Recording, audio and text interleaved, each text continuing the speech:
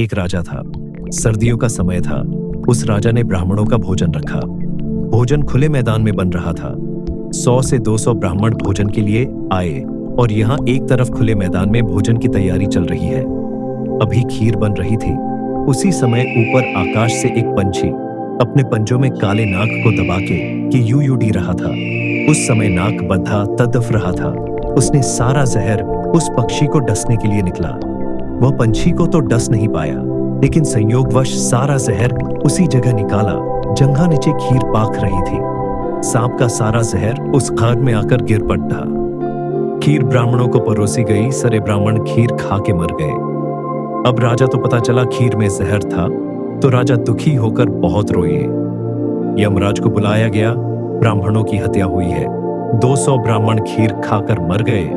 यमराज बोले, ये तो ब्रह्म हत्या हुई है, इसकी सजा किसको दी जाए? यमराज बोले, राजा को सजा इसलिए नहीं दे सकते क्योंकि राजा ने जानकर जहर थोड़ी खिलाया। खीर बनाने वाला हलवाई, उसने भी जहर नहीं डाला, उसे भी सजा नहीं दे सकते। अब क्या सांप को ब्रह्म हत्या की सजा होगी? लेकिन सांप ने जहर तो आत्मरक्षा के लिए छोड़ा था। उसे क्या पता था कि नीचे खीर पक रही है। पंछी की भी क्या गलती, वह तो अपना सांप भोजन करके लेके जा रहा था। यमराज निर्णय नहीं कर पा रहे थे कि ब्राह्मणों की हत्या किसको दे। मामला बद्धा जटिल हुआ।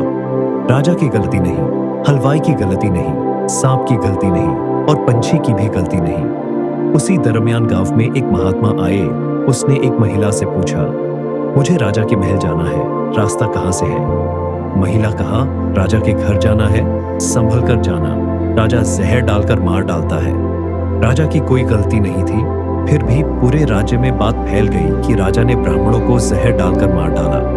यमराज, आपने तो कहते हैं ब्रह्म हत्या का गुनहगार मिल गया, जाओ उस गांव की महिला को लेकर आओ। दूत जाकर उस महिला को लेकर आते हैं। यमराज उसको कड़ी ढी सजा देते हैं। महिला को कोठे पर ढाते हैं।